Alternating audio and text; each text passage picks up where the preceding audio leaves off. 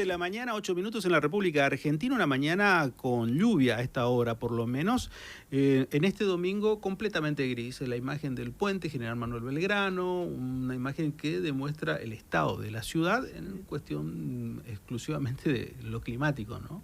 La precaución necesaria para el tránsito vehicular en el día de hoy y obviamente me parece que será un día más de interiores en el sentido de decir más de quedarse en la casa o ir a espacios que estén lo suficientemente cubiertos, pero me parece que esa es la perspectiva de la jornada de la fecha. Nosotros arrancando este espacio de radio, televisión, también a través del diario digital más leído de la región, como es radiosudamericana.com, aquí en Radio Sudamericana y algo por decir. En esta oportunidad invitamos a la doctora Cynthia Godoy Prats. La doctora Cynthia Godoy Prats ha sido jueza en el Tribunal Oral Penal de la capital de Corrientes, uno de los dos tribunales orales penales, en las últimas 2 décadas prácticamente. Y hace poco tiempo nos enterábamos que ha decidido jubilarse. Bueno, así lo hizo. Y hace 1 mes y medio aproximadamente ha dejado la función pública, pero una persona dedicada a una trayectoria de más de 30 años dentro del ámbito del Poder Judicial. Doctora, ¿cómo le va? ¿Cómo anda? Bien, muy bien. Gracias por venir. No, gracias a usted por la invitación, la verdad que me sorprendió, no sabía que tenía algo por decirles. Sí. Soy una trabajadora que le llegó el momento de jubilarse y me jubilé y bueno. Pero no es una trabajadora, sí está muy bien, pero no es una trabajadora ni menor ni inferior en el sentido de decir los espacios de poder a los cuales tocó ir cubriendo no fueron menores. Y en todo ese proceso que uno puede decir, bueno, pasaron tantos años y la vorágine uno no deja de mirar. ¿Cuánto cambió el Poder Judicial desde que ingresó? Más de 30 años, ahora que hace 1 mes y medio nada más que ha dejado. Muchísimo cambió el Poder Judicial, desde la mentalidad con la que se ejerce la función todos los días, desde las estructuras que uno tiene para trabajar, porque te cambió en los últimos tiempos sobre todo un código, pero antes también la mirada de cada superior tribunal por los que yo tuve que pasar, por ejemplo. Yo empecé siendo prosecretaria, así que tenía jefes que tenés que responder, que tenés que tienen su propia mirada también. Y bueno, la legislación que fue cambiando y entonces, obviamente, ha habido mucho a lo que ayornarse, a lo que ponerle el cuerpo, la imaginación, ver la mejor solución posible, porque yo creo que el Poder Judicial no escapa a lo que le sucede a los demás poderes y a todo el mundo. Los recursos son escasos y las demandas son muchísimas, y eso siempre fue así. Lamentablemente nos van a decir no hay plata, pero donde se necesita particularmente es en el Poder Judicial. Es así. ¿Hay alguna cosa que uno puede llegar a decir, me arrepiento de esto? No me arrepiento de haber sido juez, de haber entrado al Poder Judicial. Fue algo que yo quise de estudiante. Tuve una profesora que para mí fue un modelo. Ella era fiscal en ese momento de lo que se llamaba el Superior Tribunal, que para mí me hizo gustar, digamos, desde adentro, y eso que hacía procesal civil, el fuerte de ella, pero bueno, el fiscal del Superior Tribunal en ese momento domina todos los procesos, o sea, claro, obviamente sabe de todos los procesos. Pero fue la que creo que me inspiró adentro del Poder Judicial y no fuera del sistema, digamos, como abogada. Yo tenía a mi papá abogado, así que por ahí tenía el modelo en mi papá de la abogacía y demás, y a él le gustaba la parte penal. Pero yo mientras iba estudiando, también la tenía mi mamá, que era escribana y procuradora, así que mucho derecho siempre se habló dentro de mi hogar. Yo creo que ellos también me inspiraron a seguir esta carrera. Siempre tuve ese sentimiento de que había que hacer justicia desde chica, eso siempre me marcó mucho, siempre tuve poca tolerancia de las injusticias y bueno, creo que eso me llevó a estudiar Derecho y a que me guste el Derecho Penal y a entrar al Poder Judicial cuando pude hacerlo. Y justamente fue con esta persona que me inspiró, que fue la doctora Piloni de Sierra, con quien entré a trabajar, rindiendo obviamente, y Bueno, desde entonces hasta mucho después hubieron muchísimos cambios, sobre todo en la legislación y en la forma de ver, en la mentalidad de la gente. Así como la sociedad avanza, el Poder Judicial también tiene que estar a la altura de esos cambios. Recién me decía hacer justicia. ¿El Poder Judicial hace justicia? Bueno, cuando uno es chico, o cuando yo empecé, tenía una idea semirromántica de la justicia, en el sentido de que uno creía que, es más, si sos juez, tenías que hacer justicia siempre. Y la justicia no pasa de ser la estrella que te guía. O sea, lo que tenés que tratar es de ese barco, llevarlo a buen puerto, que no se te hunda. Es el norte. En realidad la justicia no se abarca, es un ideal. Lo que siempre aspiré es que el barco llegue a buen puerto. ¿Qué pasa? No siempre tenés los medios, las formas, no siempre lo alcanzamos. La gente muchas veces tiende a decir justicia jueces. El sistema judicial es muy amplio, tiene muchas aristas, muchos lugares, muchas funciones. Nosotros por ahí tenemos la última palabra en la decisión final de un caso, o los jueces de garantía, los jueces de instrucción antes en la investigación del caso. Pero no somos los que decidimos sobre las pruebas, sobre las acusaciones, sobre los pedidos de condena. Entonces como que se tira todo hacia la imagen del juez y no es en realidad quizás el más poderoso del sistema, menos ahora después de los cambios. A mí me quedó, hay dos casos. Que se instrumentaron. Claro, sí, estamos hablando de la implementación del nuevo Código Procesal Penal. Hay dos casos que me llevaron mucho a pensar. No voy a decir los casos particulares, pero sí los conoce por haberlos tocado. Y cuando uno entra a mirar, a leer especialmente la parte de la sentencia, uno queda en claro decir, pero la primera instancia no hizo lo que correspondía. Porque permanentemente, en esos dos casos que son emblemáticos en Corrientes, son emblemáticos y dolorosísimos. El último lo resolvieron en febrero. En febrero de este año. Estoy hablando de un caso que la verdad fue muy doloroso. Y uno miraba y decía, pero acá el verdadero error está acá en el comienzo, pero después se queda con la sensación de que nadie hace nada con ese error.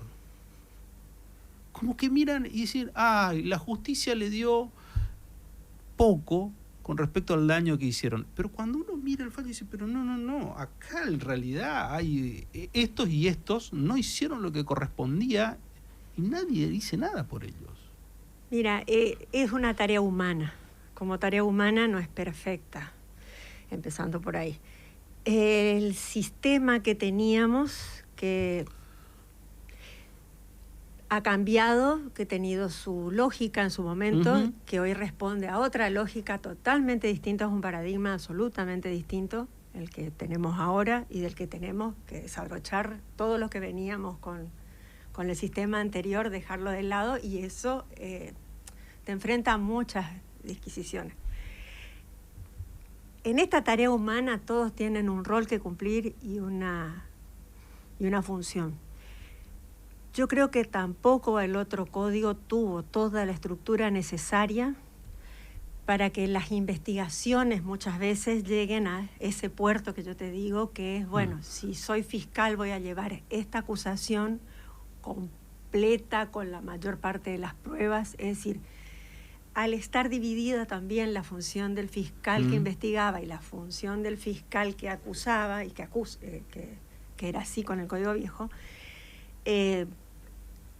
podía ser una descoordinación en el sentido de que este fiscal consideraba que ya tenía todo lo suficiente y te requería la causa para que vaya a juicio, y el fiscal en realidad que entraba al juicio se encontraba con que tenía la mitad o no tenía las pruebas suficientes, o se llegaba muchas veces tarde con el juicio, porque los tiempos eran otros también. La cantidad de apelaciones y impugnaciones, entonces parte de la prueba se pierde con las tardanzas, que es lo que en la lógica del nuevo código se trata de acotar. Yo entiendo que los fiscales son la parte fundamental y debieron haber sido siempre la parte fundamental, y siempre resultaron pocos. yo no quiero cargar con que, a ver, hay muchos casos que uno dice, sí, se investigó mal, se investigó a medias, se apuraron, pero nosotros veníamos ya de hace un tiempo con la Corte con el mensaje de que las causas no pueden durar mucho, con el sistema viejo que estaba pensado para otros tiempos. Había que resolver en 2 años, subir una investigación en 2 años, y uno piensa que ese juez de instrucción en esa época, ese fiscal de la instrucción en esa época, hoy tienen otros nombres, ¿no? Tenían esa sola causa para investigar, no tenían cientos. Y entonces se investiga lo más doloroso, lo más, y a veces justamente eso, lo más doloroso no fue lo mejor investigado, porque a veces la cantidad supera las calidades de lo que había que trabajar. Nos pasa a diario. También hay un involucramiento de la sociedad que muchas veces falta. O sea, la gente opina mirando, pero no se siente tampoco parte del sistema, y la gente tiene que darse cuenta que el Estado no es Dios, que los que estamos formando parte de las funciones que están dentro del Estado, de los poderes del Estado, son ellos los que están atrás, son los que eligen después los gobernantes, y tienen que, así como exigen, y me parece bien, también involucrarse. Si sos testigo, ir a declarar como testigo, aunque en el sistema viejo te podías ir 3, 4 veces a declarar como testigo, ahora se supone que se acota mucho más. Y a veces faltaba eso, el testigo que no te aparece, el que tiene miedo, que es con toda lógica. Sí. Somos humanos y es lógico. Ahora, ¿cómo crees que la sociedad observa al Poder Judicial y a los jueces? Observa desde la educación y la instrucción que se recibió.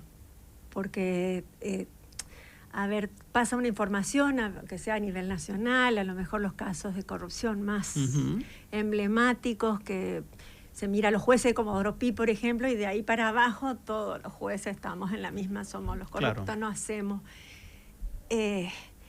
Yo creo que las observaciones que hacen no es que sean desacertadas. La opinión pública se forma con la opinión que dan los medios tradicionales de comunicación, también las redes sociales, que, la opinión de uno puede deformar la del otro, que a lo mejor está mejor encauzada, y pasa por esta parte que yo te digo, se instruyó, se enseñó a la gente que la justicia es el juez y no todo. Está bien, pero hasta ahí voy a entrar a una disidencia clara. Hay una sensación de que es cierta, de que falta, de que llegamos tarde, de que tenemos que hacernos cargo de eso. Ahí voy a entrar ahí no voy a compartir en esa parte, porque no voy a decir que los medios de comunicación tenemos un dejo de responsabilidad en ciertas cosas, pero ¿sabes en dónde voy? No, en esto quiero ser claro, porque no es lo mismo un juez que otro juez. No es lo mismo, y esto le digo a consecuencia de esto. No es lo mismo tu caso, que yo he seguido la carrera, pero la carrera en el sentido de observar permanentemente a los jueces, que otros jueces. Sí, cierto. O sea, yo no puedo ser tan injusto en atribuirte a vos una función que considero con discrepancia en ciertas cuestiones puntuales, pero no es lo mismo tu recorrido que el que hizo otro o que está haciendo otro, que es completamente negativo. Sí. Yo puedo dar nombre y apellido completamente de quienes son para mí completamente negativos para todo el sistema. Por eso considero que también dentro del Poder Judicial hay una cosa como de excesivo corporativismo que por ahí no les permite... Puede pasar. No les permite a las personas que trabajan, y en esto quiero hacer un reconocimiento a tu caso, como a otros que no, y que lo que hacen no es bueno para el sistema, ni para la sociedad. Digo... muchas veces el sistema adentro también fagocita esto, decir de eso, la denominada familia, que en realidad termina perjudicando. Es cierto eso. No sé si hablar de corporativismo, pero es un sistema imperfecto como todo sistema. Tenés buenos, tenés malos. Ojalá se pudiera erradicar al que no es bueno, digamos, pero siempre con qué parámetros. O sea, con quién es el que dice esto es bueno, esto es malo, quién toma las decisiones para decir este no es un buen juez. Salvemos la distancia. O sea, si no cumplo con la reglamentación, evidentemente soy un mal juez. Si no cumplo con la ley, evidentemente soy un mal juez. Si no respeto la Constitución, los tratados internacionales, soy un mal juez. Ahora, si por atrás no tengo esa moral o esa educación que debiera tener, que ahí es donde por ahí claro. Se intenta o cubrir o tapar, pero ya escapa a lo que uno como juez puede hacer o donde por lo menos yo estuve. O sea, yo tenía un poder sobre determinadas personas a las que cuidé y me cuidaron, pero que también teníamos que marcar qué roles cumplir, qué cosas hacer, se hacían, la que no, por ahí se cuesta decir, bueno, yo me tengo que sacar este personal de encima porque no cumple. Y entonces viene un sindicato que te dice, no, ¿cómo que no cumple? Ahora está muy de moda también que el acoso laboral, que este tipo de cosas. Pasa, yo creo que no es el Poder Judicial, excepción a cualquier otro lugar de trabajo donde tenés algún personal que no está bien del todo. Bueno, entre los jueces también los hay, yo no voy a decir... lo que pasa es que en general yo creo que la sociedad, y tienes razón, porque no es una mera sensación de inseguridad, no es una mera sensación de que la justicia llega tarde. De hecho pasa, y tenemos que hacernos cargo. Y bueno, la forma que yo tuve durante toda mi carrera judicial fue dar todo mi tiempo, porque no veía otras maneras. Vos me preguntabas a mí qué hace falta, y hace falta dinero. El dinero que hoy vemos, que se destapa una olla y aparece mal habido en tal parte, sí, bueno, pero ese dinero estaba. ¿Por qué no al Poder Judicial? ¿Por qué no a consolidar estructuras? Por ejemplo, en el Código Nuevo hoy. ¿Por qué no aceitar y por qué no dar más fiscales, no más empleados administrativos, más gente con la lapicera, la que tiene la firma, la que toma las decisiones? Te puede llenar de empleados hacia abajo, pero la toma de decisión parte hasta el día de hoy de 6 jueces de juicio. O sea, el sistema viejo, 2 tribunales. 6, 7 fiscales, es muy poco. Es muy poco para la creciente ola delictiva. Bueno, ahí voy también a la otra. ¿La sociedad cambió? Sí, yo creo que sí. Para bien, para mal. Hay cosas que evolucionan para bien, otras que evolucionan para mal. Desde que vos ingresaste como integrante del Poder Judicial, después cuando pegaste el salto a integrar el Tribunal Oral Penal. Cambia muchísimo, mira, desde los aspectos tecnológicos.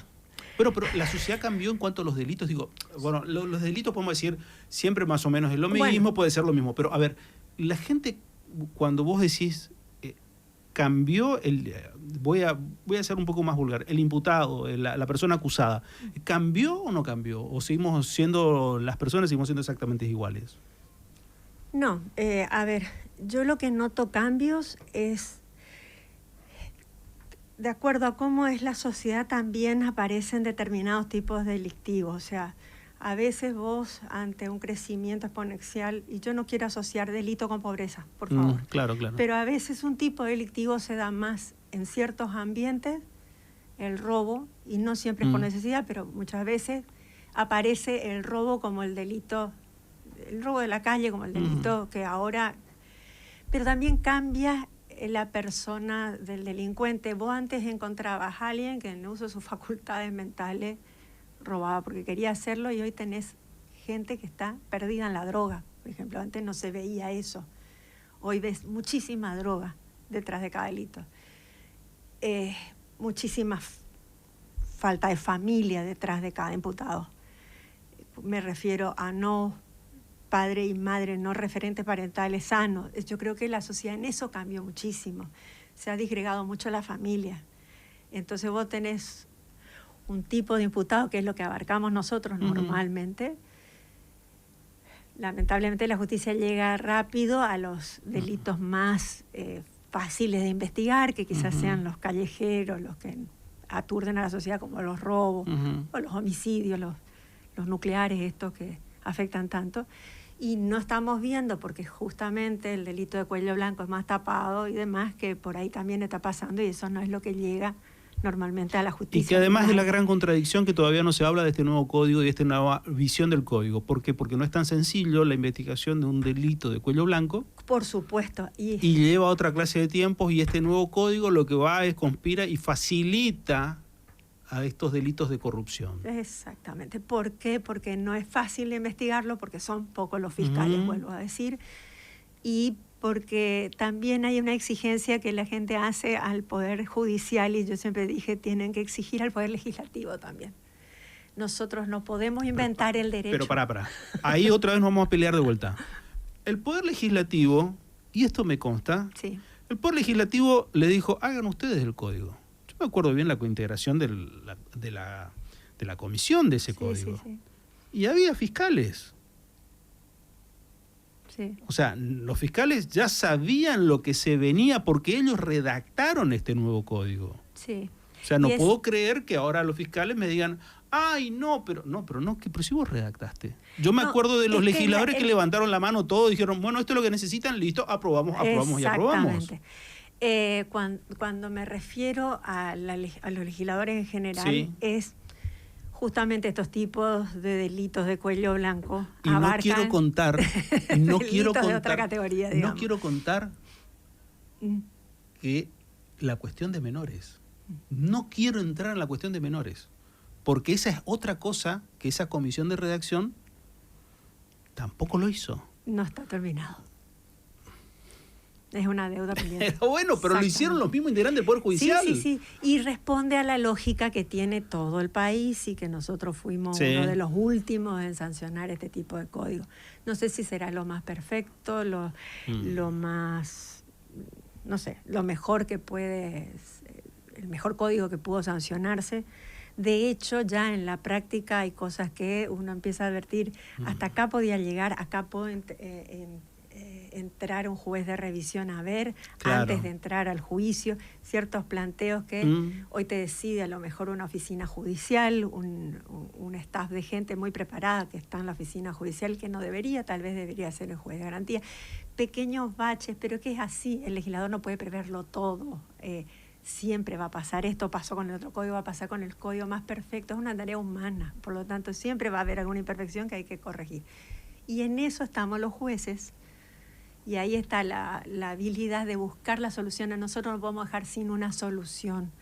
A veces no es la justicia que esperaba el ciudadano común, a veces parece que la respuesta no es, pero es la respuesta que teníamos. Sí, una última pregunta antes de finalizar, y entre paréntesis, todo el tiempo hablaste en tiempo presente.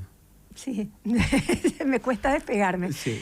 Estuve hace poquito de viaje y cada vez que viajo es como que tengo un atractivo por los tribunales. Siempre me saco mira. Siempre encuentro los superiores tribunales y los tribunales en todos lados. Hace poquito me saco una foto y digo, mira, Poder Judicial. Claro. Sí, no olvido, dejé una familia ahí. Si tenés que decir, esto lo hice muy bien, o este fallo fue el mejor, o esto fue lo que hice lo mejor, además de jubilarte, ¿qué es? Miran, sé hoy, y no sé si volvería a cometer, si uno puede considerarlo un error, dejé la piel en el Poder Judicial, esa es la verdad. Yo siempre decía a mi personal, dejen la camiseta transpirada, pero no la piel. Sí. Y yo en algún punto dejé la piel. Por eso cuando dije es hora de jubilarme, y sobre todo el fallecimiento de mis padres me marcó muchísimo eso, los dos fallecieron en tiempo muy cortito. Hubiera querido más tiempo para ellos, como tuvieron mis viejos para sus propios padres. Yo creo que lo que mejor di fue todo mi tiempo, todo mi esfuerzo, estudié todo lo que pude y traté de resolver la mayor cantidad de casos posibles sin evitando no resentir la calidad por eso.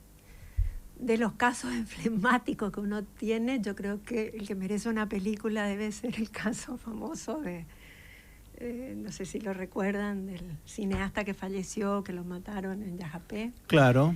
Ese fue caso Nossi. Fue emblemático, porque Claudio era Nossi. digno de un guión de película. Y de hecho el muerto era director de película y estaba por hacer una. Ese fue uno de los casos que nos llevó muchísimo, pero era una época que también los jueces teníamos más poder, lo pongo entre comillas. Los jueces tomábamos decisiones en base a un fiscal que pedía algo, que acusabas, un abogado que decía su postura. Ernesto Tito González. Exactamente. Era el abogado defensor del gusano Menocchio, el asesino. Exactamente. los jueces teníamos la posibilidad de decir, no, fiscal, vos te equivocaste, no es así, o es de otra manera, o nosotros escuchamos las dos partes, pero decidimos nosotros, 3, con disidencia o no, siempre hay una mayoría, y decidirá después a quien no le guste, sea fiscal o sea defensor, un superior tribunal. Eso cambió. Hoy es el fiscal quien acusa, el fiscal que representa a la sociedad que está afectada por el delito y en particular a algunas víctimas que no tienen abogado, quien dice esto se llama tal delito y le va a costar tanto a este señor, porque yo pido esta pena. Y uno puede ver a lo mejor que en realidad había otra agravante, que el fiscal no la puso, había otra situación que podría llamarse de otra manera y el código nuevo te frena. Dejás salvo tu opinión, pero no podés cambiar lo que pidió el fiscal. Te dijo tanto, aunque vos creas que son 3 años más, te dijo tanto. Claro. Y tenés que elaborar. Entonces es un poder que perdimos, pero dentro de una lógica diferente, que es lo que yo creo que también la gente tiene que empezar a entender, porque a veces dolía cuando hablan mal del Poder Judicial y claro. Por razón, porque hasta a uno le sale, ¿cómo puede ser que si vos fuiste juez y sabes que cómo funciona el sistema, que esto sea tan lento? Y es así, y vos decís, no, pero eso no era poder nuestro, era poder de otro, del Ministerio Público. Y bueno, pero no me arrepiento, o sea, yo di todo y creo que aunque creo que fue un error muchas veces, yo siempre digo, no jugué con mis hijos.